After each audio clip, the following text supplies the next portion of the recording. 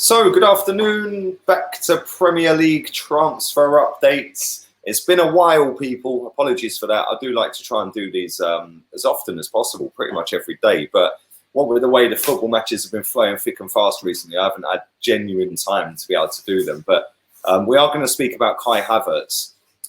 Before I come to doing that, I want to speak about the Ballon d'Or. This is breaking news.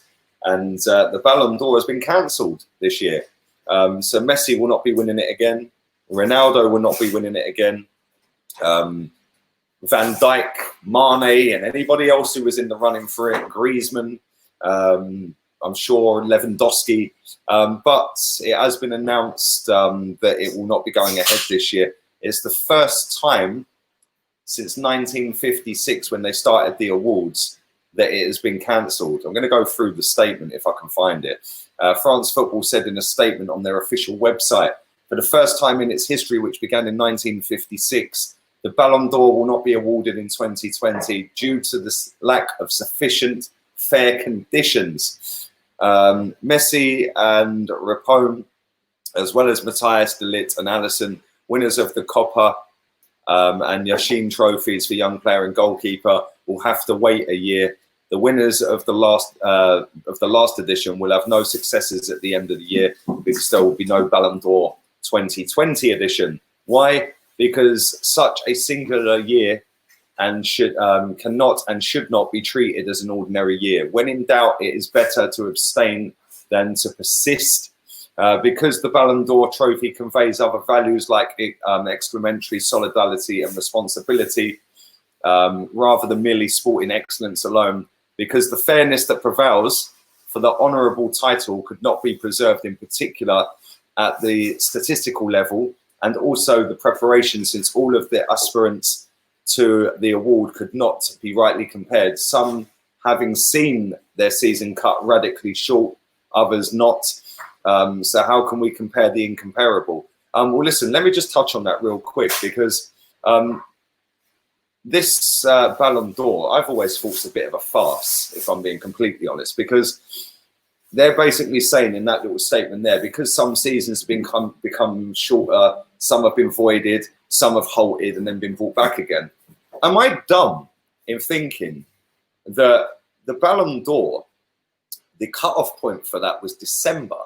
Am I stupid in thinking that? So it goes from December to December.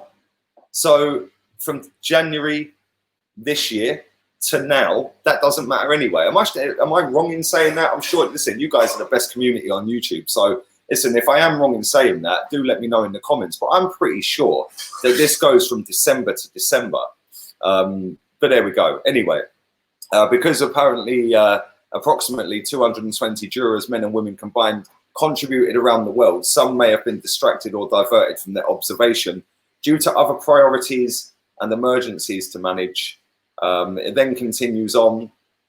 We did not want to put an editable asterisk on the prize list, like trophy won in I can't get my words out today, exceptional circumstances due to the COVID-19 health crisis. We always prefer a small sprain in our history than a large scar. This is the first time since 1956 the Ballon d'Or has taken a break. The situation does not enchant us, but seems to us the most responsible and logical decision. Protecting the credibility and legitimacy of such an award also means protecting it over time. The Ballon d'Or's history is too precious to take a risk of damaging it with a wobbly exercise. In these turbulent times, taking a break is a luxury and invaluable necessity. So that football as a whole regains momentum, passion and emotion. I'd love to know what you guys think about this, because surely they can just hand the awards out and just say, yo, Leo, you won it again, bruv. Or, yo, Lewandowski, you come second. Like, surely they can do that. These people have been massively involved in football coming back as a whole across the globe because of the pandemic. Surely you can give the awards out. I don't know. Listen, I thought I'd touch on that before we speak about Kai Havertz. And do let me know if I'm wrong in saying it. I am sure that when they rate players, it's from the 1st of January all the way through to the last day of December. And that's what the voting's on. It doesn't go season to season. because obviously not all leagues start at the same time and they don't all finish at the same time. Some leagues go on way past our Premier League. So I don't know. Anyway, I really want to touch on Ross Barkley quickly. There's a lot of reports doing the rounds today that Frank Lampard is looking at him being part of a swap deal. It doesn't name the player that's going to be involved coming the other way, but he is going to be lined up and part of the swap deal. Now, since Ross Barkley's been at Chelsea, it's been a bit of a mixed bag for him, really, isn't it? You know, sometimes he looks absolutely fantastic and you can see why they wanted him. And other times I just look at him and I just think, boy, you really are Everton level, mate. Like, no disrespect to Everton, but you're really not that great. Sometimes he does it, sometimes he doesn't. I know there's a lot of Chelsea fans that subscribe to this channel. So do let me know your thoughts on Ross Barkley. Do you rate him? Would you get rid of him or would you keep him? Let's move on to Kai Havertz. Apologies for all the background noise as well. I do apologise for that. But it is what it is. We're going to plough through, baby. But Kai Havertz, 80 million euros. David Ornstein has said Chelsea are the only team in for him. They're the only team that have put an offer on the table. He's agreed personal terms. Now he's going to wait for a week or so and see if any other teams come in to gazump him.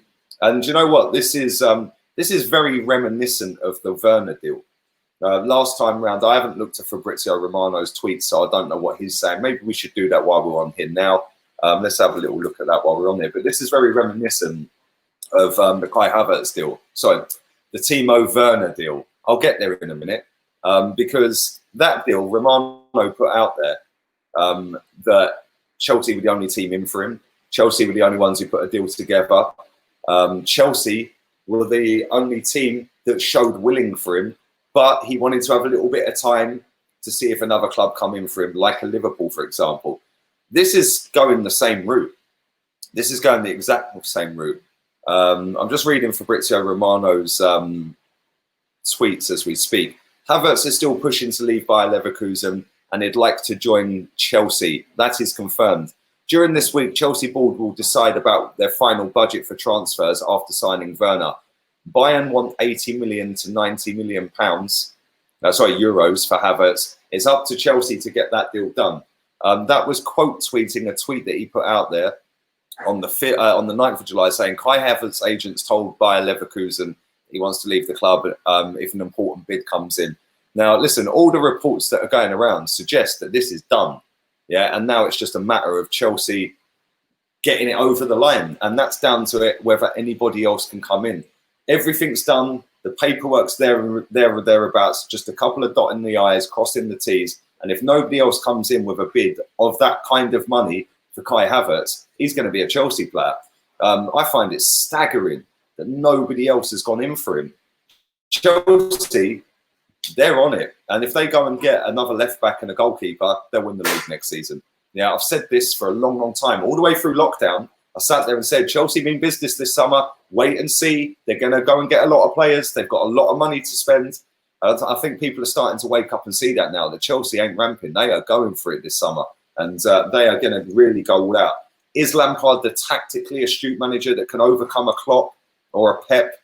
We'll find out next season, that's for sure. But I'll tell you something now, I'm extremely jealous sitting here as an Arsenal fan.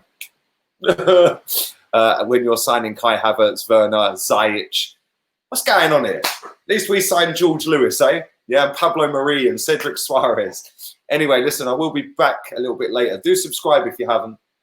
Do download HOTMIC. That link's down there. Use my code. I will be back at 5 o'clock. Arteta's press conference for the Villa game tomorrow. We'll go through that with a fine-tooth comb. I'll have the full transcript for that. So make sure you come and check that out a little bit later. If you're a level 3 member, I'll be doing a live stream at 7 o'clock tonight.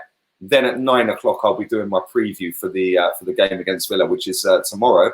I'll be back again with another Premier League update tomorrow, transfer update, and then I'll be doing the live watch along for that Villa game tomorrow. So all have a wonderful Monday, whatever it is you're doing. And I'm sure if you're a Chelsea fan, you're running around going, yes, we're getting Havertz. But there you go. Laters, peeps.